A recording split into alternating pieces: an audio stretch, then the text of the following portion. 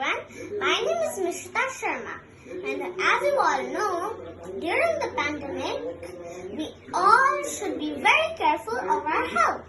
So, today I'm going to be making chicken soup. It's both healthy and tasty. So, here it goes, let's make it. So, the ingredients are black pepper, clove,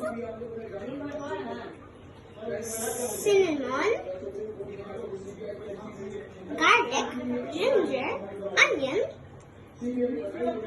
coriander leaf. So we've got and mustard oil. I'm using mustard oil because it is very healthy and goes with the chicken. And here we even have chicken, since we have to make chicken soup. So let's start. So we're going to put oil in the cooker first.